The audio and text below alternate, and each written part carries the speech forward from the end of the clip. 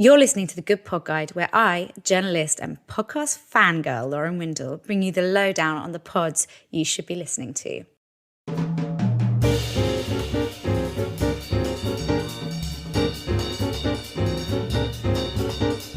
Today, we are talking about the podcast, Good Job Brain. And when I saw the title of this, I was like, yes, finally an opportunity for me to show off. Because what I haven't told you guys is that I have a degree in neuroscience. So I do know stuff about brains. And I was like, oh my gosh, I'm going to casually slip in that I've got this degree, and everyone will think like, oh, she's so smart and humble. She literally waited so long to mention that she has a neuroscience degree. What a babe.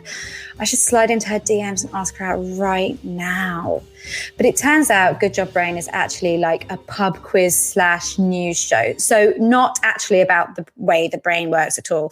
So there's no natural way for me to discuss my neuroscience degree here, although the observant among you will have noticed that I have shoehorned it in anyway. They describe the podcast as the ultimate mental nutrition for you fellow trivia nuts. And that description alone made me hate them. And I didn't even know who they were yet, but I knew that that kind of pep was not going to go down well with me, particularly after I realized there was no cause for me to highlight my neuroscience degree. So there are 4 hosts, Karen, Colin, Dana, and Chris, all with different areas of interest and expertise that they bring to the trivia. There are some excellent segments in this show, like Actually, where they read out corrections that viewers have sent from previous episodes. And also William Shakespeare, where impersonator of William Shakespeare reads lyrics to pop songs in Elizabethan English, and they have to translate it and then identify the song. I also learned some quite good facts from this. Like, for example, you can use the following mnemonic for the countries in Central America. Baby Godzilla eats hot dogs, not Cocoa Puffs. And that is Belize, Guatemala, El Salvador, Honduras, Nicaragua, Costa Rica, and Panama. And I'm definitely going to use that. That is going to help me out on Sporkle, no end.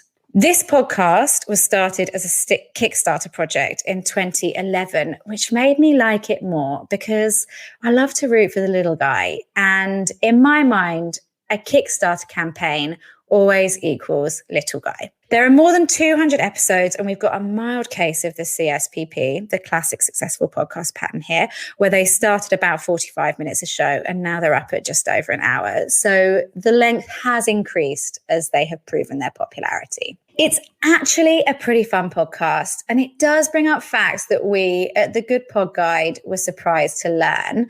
So Felix also researched this one, and he gave me his thoughts on it. And he obviously spent some time putting some thought into what he said about it. So I'm just going to read it to you word for word. This is what Felix said. In a nutshell, this podcast has proved to be fantastic fun for fearless friends and foes foraging for the finest flight of fascinating facts. You try and read that. Anyway, so there you have it.